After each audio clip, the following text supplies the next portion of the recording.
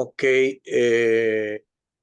entonces me decías que buscando al respecto de la educación medieval, pues yo creo que fue lo primero que por ahí te apareció, ¿no? Trivium y Quadrivium. Sí, una que era totalmente dominada por iglesia. Fue lo primero que, cuando investigué, fue lo primero que me comentó. Era totalmente dominada por iglesia. Sí, no, pues es que no había otra, vamos a decir, institución. Pero bueno, Ok, ajá. em,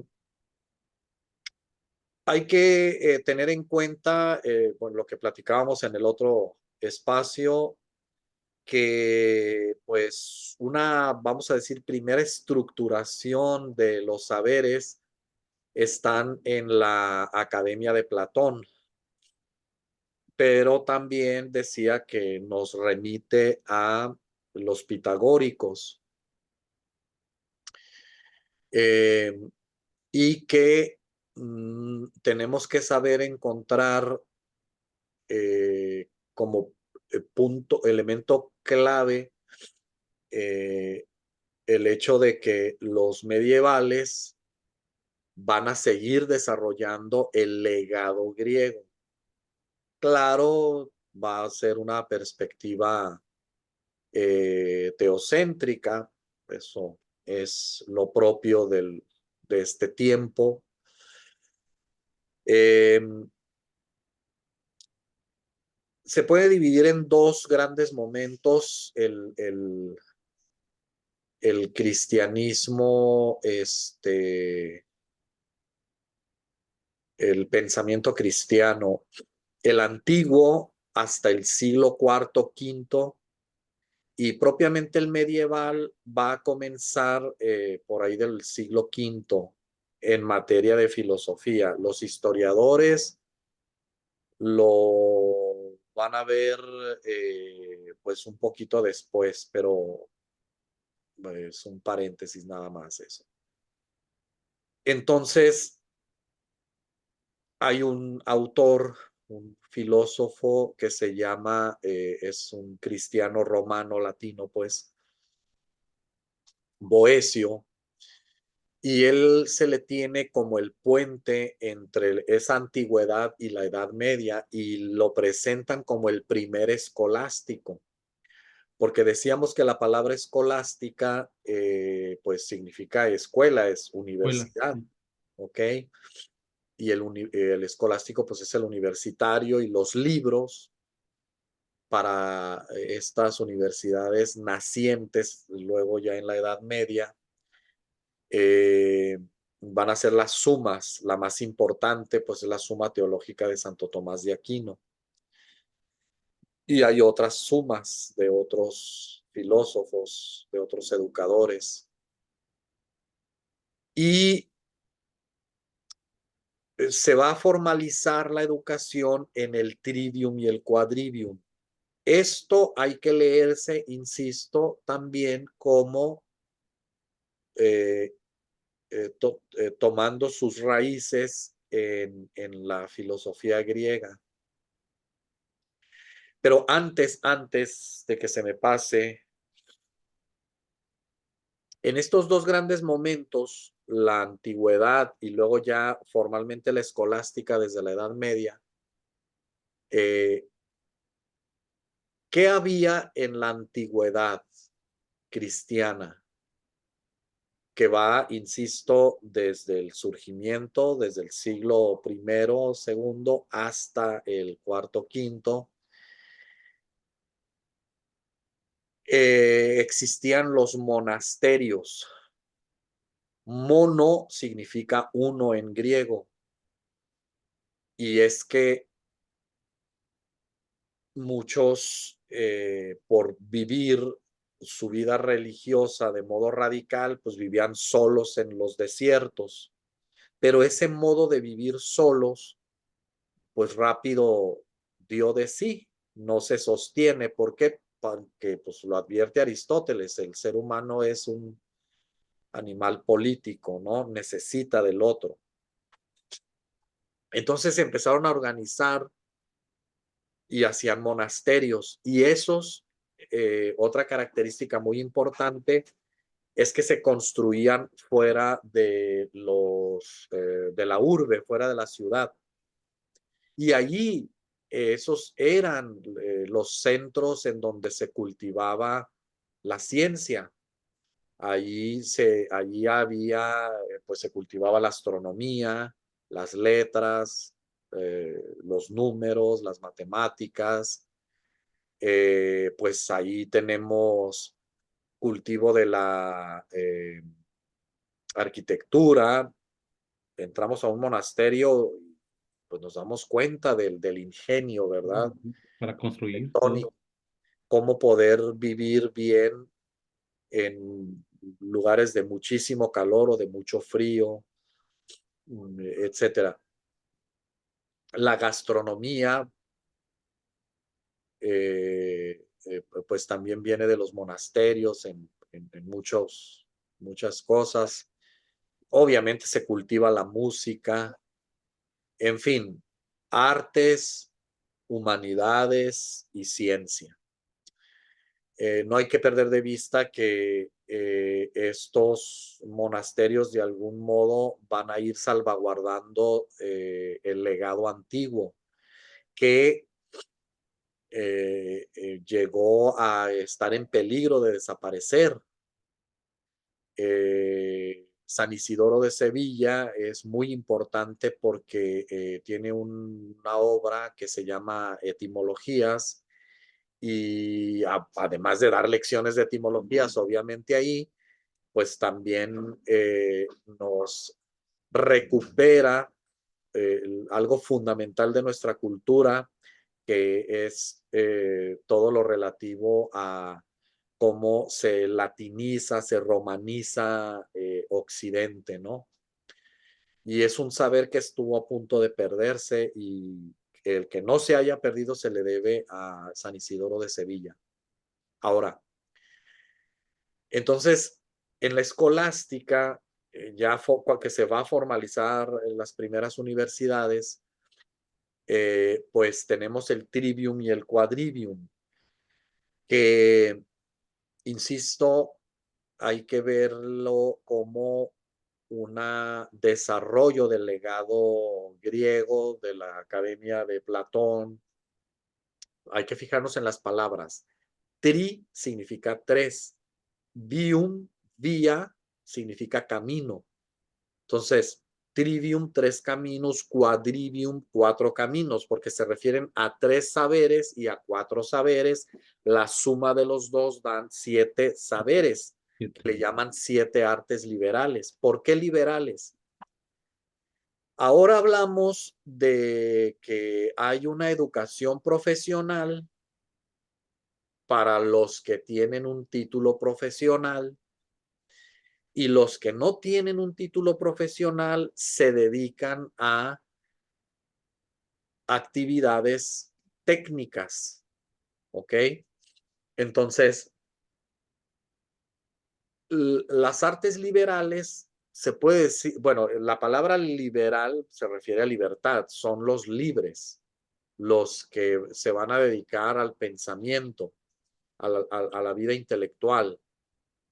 ¿Y qué van a tener que estudiar? Pues el trivium y el quadrivium, las siete artes liberales. Y quienes no acceden a esta educación, a este conocimiento, pues van a ser los que se van a dedicar a los oficios, ¿verdad? Ya esa división era muy clara en Platón, porque él veía cuatro clases sociales: la de los gobernantes, la de los guerreros, y perdón, tres clases: la de los gobernantes, la de los Gobernantes, guerreros guerreros. y la de los artesanos, que son los que van a hacer las actividades pues más sencillas, ¿no? Pero ahí también, por analogía, se puede hablar de, insisto, las actividades eh, técnicas, ¿no? Aquí en México, pues ser la carpintería, en gran medida la mecánica, aunque ahora ya hay mucho ingeniero que se dedica a esta actividad, que qué bueno, ¿verdad? Ya no es un simple chapitas que a ver si le atina que tiene el carro. Ya no son lo que estoy en YouTube. Sí. Entonces, por eso se llaman artes liberales, porque no son de los que, pues son lo opuesto ¿cómo se llama? A libre en este contexto antiguo y medieval, pues claro que es esclavo. Por eso son artes liberales, porque no son las de los esclavos que al final del día pues se van a dedicar a los oficios Ajá. más sencillos, ¿no? Ahora, el trivium es lo que ahora vamos a llamar humanidades. Era la gramática, la dialéctica y la retórica. Gramática, pues es el latín para enseñar bien a escribir, a leer. La dialéctica, pues es la lógica de Aristóteles. Y la retórica, pues para saber hablar bien. El quadrivium, o sea, si el trivium son las humanidades, el quadrivium son las ciencias, Las ciencias, ¿eh? Sí. ¿verdad? Entonces, esto responde a la pregunta de cuál es la raíz de esa gran división que hacemos entre ciencias y humanidades, pues es el trivium y el quadrivium. Trivium humanidades, quadrivium ciencias. Entonces, aritmética, ¿verdad? Que es la base de las matemáticas, la geometría, Geometría. que Ujú. viene como propiamente la base de las matemáticas. Digo, la aritmética viene a ser como saberte el alfabeto o el abecedario, ¿no? Porque son los números. Y la geometría, pues ya es la base de las matemáticas. Esa sería la distinción que haríamos. Y viene desde Platón. Nadie entre aquí, o sea, a la academia, si no sabe geometría. Esa se va a perfeccionar, pero hasta que llegue Descartes con la geometría analítica. Y luego la astronomía que viene desde los presocráticos, que no porque a partir de Sócrates la atención haya sido puesta en el ser humano, no se va a seguir cultivando. Claro que ellos siguen cultivando la astronomía. Es de las disciplinas pues más antiguas, ¿no? Y ahí incluyen la música, ¿verdad? Bien Qué, pitagórico el esquema, bien qué pitagórico. curioso, no me lo imaginé que entrara. Lo que pasa es que, insisto, yo no lo puedo explicar fuera de los pitagóricos, pero vamos a la observación que en tu caso no va a haber ningún problema. Usamos medida y tiempo en la música. Y tenemos 7 notas musicales y hay pues toda una explicación de por qué 7 y no más o no menos.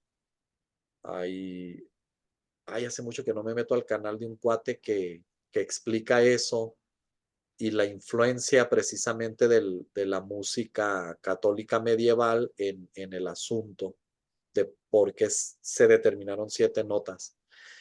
Pero en la balanza,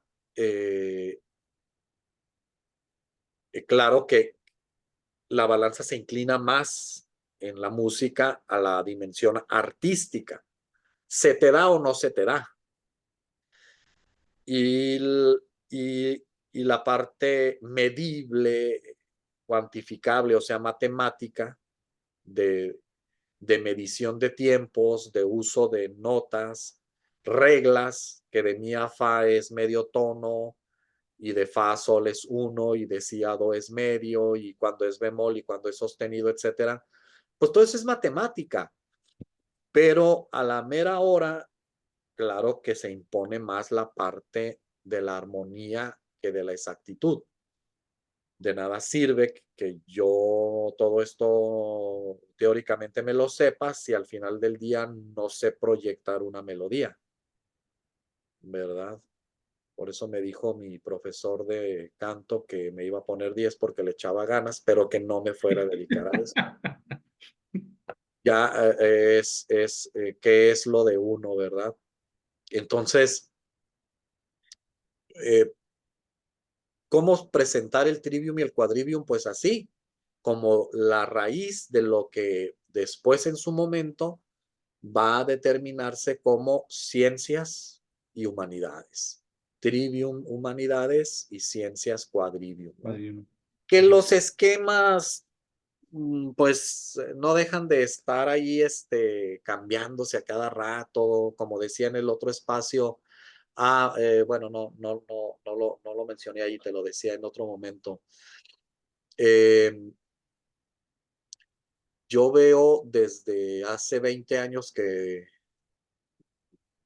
me dedico a la docencia,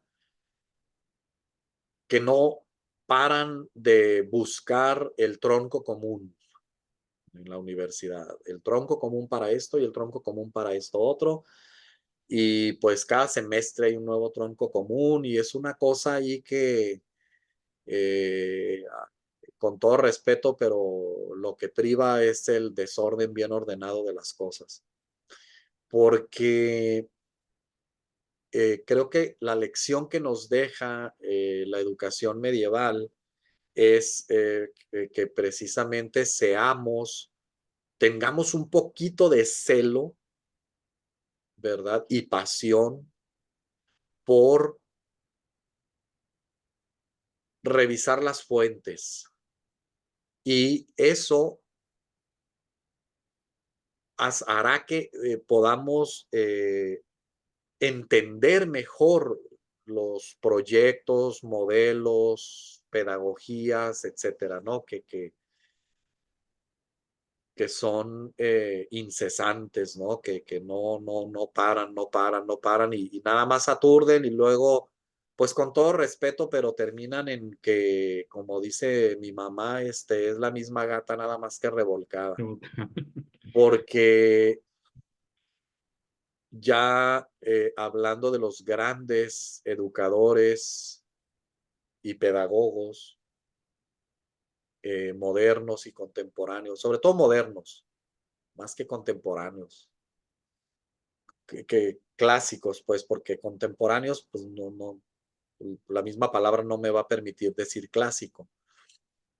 Como por ejemplo Piaget, como por ejemplo María Montessori, eh, Freinet, etcétera. Tenemos que entender que si son lo que son, es porque primero son filósofos. Y si no tenemos esa cultura, lejos de entenderlos, los hacemos quedar mal y luego nada más andamos sacando recetas de ellos, ¿verdad? Por eso es muy importante, en la medida de nuestras posibilidades, profundizar en las raíces grecolatinas, antiguas y medievales de la educación. Por eso es muy importante estos periodos. Y luego, en la medida en que así como he tratado de que se vea cómo en este caso mi hipótesis es esa, que el pensamiento y la educación medieval sigue desarrollando a la antigua, pues cuando se brinca a la modernidad, desde el Renacimiento, sobre todo desde el racionalismo en los siglos XVI, XVII, hay que saber precisar qué se rompe y si hay algo que todavía pudiera verse como continuación, ¿no? Aunque sea de modo indirecto. Y así, por eso es importante, por eso es necesaria la historia del pensamiento, la historia de la educación. No para evitar hacer como fraccionar demasiado los tiempos en el sentido de no hacer ver eh, las rupturas y las continuaciones, porque a veces eso es, nos quedamos viendo nada más la ruptura o qué lecciones, ¿verdad? Hay que evitar que se pierdan, recuperarlas y no de un modo nostálgico, porque no se trata de volver al pasado, ¿verdad? Pero las raíces, por definición, pues son las bases, son lo fundamental. Oye, a ver, ok, todo está bien, no hay ninguna duda sobre lo que me está diciendo. Llega una etapa en la moderna, y según lo que yo leí, es que le ponen como una separación progresiva a la influencia de la iglesia en la educación. Es cuando ya dejan de que la iglesia siga con la modalidad media. ¿O a qué se refiere eso? Mira, eso hay que tener un poquito de cuidado en ver el proceso. ¿Qué ocurre? Por didáctica, yo hago una separación en tres momentos de la modernidad. El primer momento es el Renacimiento. El Renacimiento no deja de ser muy medieval, Ujú. ¿ok? No deja de ser muy medieval. Y el proceso que se va a dar es el siguiente. La palabra que usé para definir, describir el contexto medieval es que era teocéntrico. Teos, Dios, estaba en el centro de todo el quehacer educativo, cultural, político, económico, bla, bla, bla. Con sus virtudes y sus defectos. No me meto más por tiempo. Ahora, ¿por qué se llama renacimiento? ¿Qué renace? Pues renacen las humanidades. De hecho, la palabra humanidades propiamente se acuña ahí en el Renacimiento, es el humanismo. A unos en lugar de decir renacimiento dicen humanismo. Ahora, ¿cuál era la palabra antecesora al del humanismo renacentista? Pues hace rato la habías mencionado, paideia. O sea, esa palabra, aunque Ok. significa educación, condensa lo que queremos decir con humanidades, con y sin el renacimiento. Ahora, el renacimiento lo que va a hacer es, y aquí viene el proceso, que la cultura, el pensamiento, deje de ser teocéntrico y pase a ser antropocéntrico. Antropos significa ser humano. Que el centro de todo el quehacer cultural, educativo, etcétera, esté en el ser humano. ¿Qué renace? Renacimiento. ¿Qué renace? Las humanidades clásicas. Bueno, que no hemos dicho que las sigue desarrollando el cristianismo antiguo y medieval. Sí. Ahora, ¿cuál es la diferencia? Pues que se va a dar una nueva hermenéutica, o sea, interpretación, eso es hermenéutica. Ya no se les va a interpretar y a entender teocéntricamente, se les va a leer, a entender, a promover de modo antropocéntrico. La intención ya no va a ser teocéntrica, ya no, ya Dios va a dejar de ser el centro de atención. Por eso, cuando se habla de renacimiento, lo primero que viene a la mente es el arte. ¿Por qué? Ojo, aun cuando no es teocéntrica la cultura, no es atea. Va a empezar a haber mucho pensador que, si bien es cierto, no es ortodoxo, no significa que sea ateo. Simplemente van a lanzar sus ideas sobre Dios distintas a la doctrina oficial. Eso sí, pero no son ateos. Y tampoco va a privar eso, porque no van a dejar de estarse formando en los conventos. Primero eran monasterios en la antigüedad. Los conventos surgen para lo que se llama vida mendicante en la Edad Media y se van a hacer dentro de la urbe. Ahí está la gran diferencia entre monasterio y convento. Convento, convención, o sea, ya no se refiere al sujeto solo, sino ahora que es la vida en común. Y los frailes de los conventos de la Edad Media, pues ellos van a ser ahora los maestros, sobre todo los dominicos, van a ser los intelectuales de la Edad Media y muchos renacentistas se van a seguir formando en el espíritu católico, aún en esa transición de la mentalidad teocéntrica a la antropocéntrica. Incluso hay un humanismo muy solidario. José Vives, creo que se llama, español, este,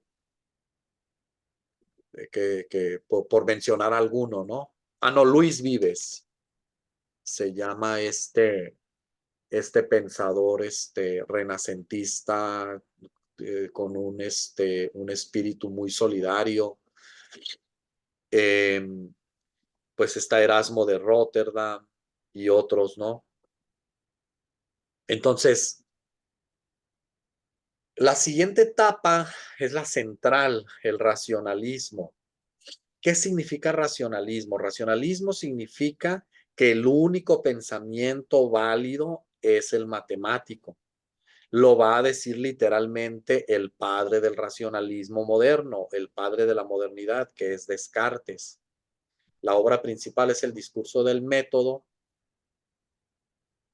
Sin ningún problema, es de los textos accesibles que no necesitas. Bueno, hay cosas que a lo mejor sí necesitas el tutor para leerlo, pero no está tan complicado y además es un libro delgadito, el discurso del método. Y allí lo dice literalmente, quien tiene la verdad son los geómetras. Entonces rompe, en gran medida rompe con el modo o el método, si quieres, de hacer ciencia. Pues se va a fusilar en algo a San Agustín, que él decía, dudo, luego existo, decía San Agustín. Y Descartes va a decir que va a poner en duda todo, hasta su propia existencia, y luego le empieza a caer como la paranoia y dice, ¿cómo sé que existo? Ah, porque dudo. Y si dudo es que pienso, y si pienso, luego existo. De ahí sale la dichosa frase. Y quiere tener un conocimiento que sea, si el problema es que duda de todo, quiere tener uno que sea, fíjate en esta palabra, indubitable, o sea, del que no se pueda poner en duda. ¿Qué ciencia te puede dar una respuesta indubitable? Solamente las matemáticas. 3 más 2 son 5 y nadie pone en duda que 3 más 2 son 5. Después va a venir en la Ilustración Kant para seguir justificando la física y la matemática como los saberes por excelencia. Y las humanidades o se someten al método matemático, cosa que todavía vemos, ¿verdad? en educación, en psicología, andar haciendo tests, pues es aplicar las matemáticas. Pero yo no estoy diciendo que se tiren a la basura, que se tenga conciencia de que son medios, pero no fines. A mí no me gusta, ni creo que nadie en su sano juicio le va a gustar que lo definan por lo que dice un test psicométrico, ¿verdad? O psicopedagógico, etcétera. En fin, la historia se ha querido hacer una ciencia exacta, el derecho ni se diga, aunque siempre va a prevalecer el método clásico humanístico. Pero bueno, en materia de sociedad, de política, el siglo XVIII, que es el siglo de la Ilustración, hasta allí es donde va a empezar a gestarse, hasta esa tercera parte de la modernidad, la Ilustración, es donde va a empezar a darse esa oposición entre religión y Estado. Y entonces, eh, eh, como todo el orden político va a empezar a buscar que se separe del religioso, pues se va a llevar obviamente a la educación. Y allí nace el enciclopedismo, la enciclopedia, que tiene esa ideología de fondo. Uno de los valores vertebrales es el famoso laicismo, que, y lo tenemos en nuestra constitución, la educación sea laica, ¿no? Porque los elementos estructurales que ahorita decíamos de el origen de la universidad y la escolástica, pues ya no se les quiere voltear a ver, porque la ruptura fue muy drástica. Aun cuando Descartes se formó con jesuitas, que eran los intelectuales del Renacimiento precisamente, sucedieron a los dominicos en ese sentido. Por eso esta idea de la educación laica se va a fraguar ahí en la Ilustración. Es una educación elitista, nadie, o sea, los pobres no pueden acceder a la educación. Se pierde ese sentido de universalidad que venía trabajándose en la Edad Media, pues por eso se llama universidad universal, que el conocimiento esté al alcance de todos y que además sea que el conocimiento no sea nada más desde una perspectiva eh, eh, nada más cientificista, ¿no? Que también se entienda como saberes las humanidades, ¿no? Y por eso en el siglo XVIII,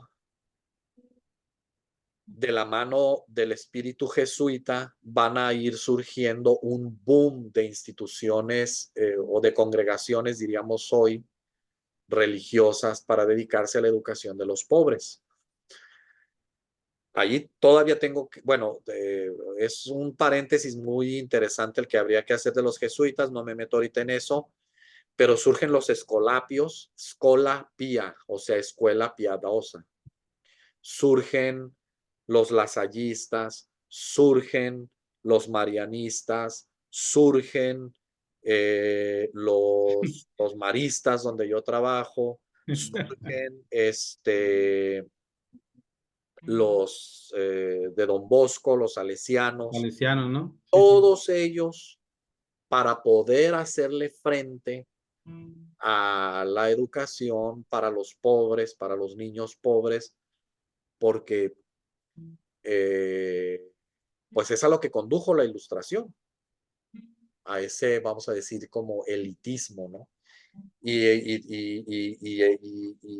fuera de la iglesia, si te das cuenta de alguien que se haya preocupado por la educación de los pobres en ese contexto de la Ilustración y luego de la Revolución Francesa, pues me dices para actualizarme.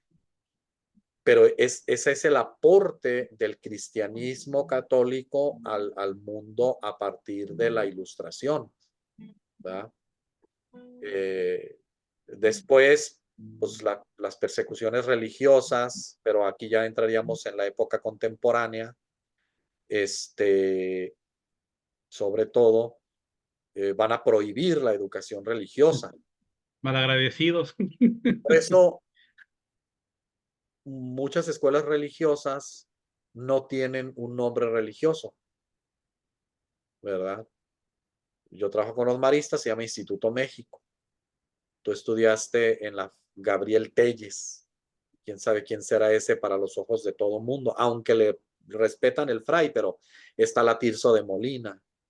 ¿Y por qué? Pues porque teníamos que ahí ocultar la identidad confesional, pero bueno, esa es como la otra parte de la educación, pues sobre todo en la crisis que origina la Revolución Francesa, pero las ideas pues están en la Ilustración. Sí, sí, sí. Los personajes que aparecieron mucho en la media fue Agustina, ¿ah? Y ¿cómo se San, llama el otro? San Agustín y Santo Tomás de Aquino Tomás de Aquino, ajá. son los principales. Son los principales que aparecieron, ¿verdad? Porque te digo que los encontré. San Agustín porque va a seguir desarrollando la filosofía de Platón y Santo Tomás de Aquino la de Aristóteles, Ah, ok, ya. Ok, para ser como más precisos. sí, ok. No, pues sí, básicamente es todo lo que estudié en una semana, me lo dijiste en 40 minutos. Pero, Sale. pero sí, híjole. Dice que lo grabaste, ¿ah?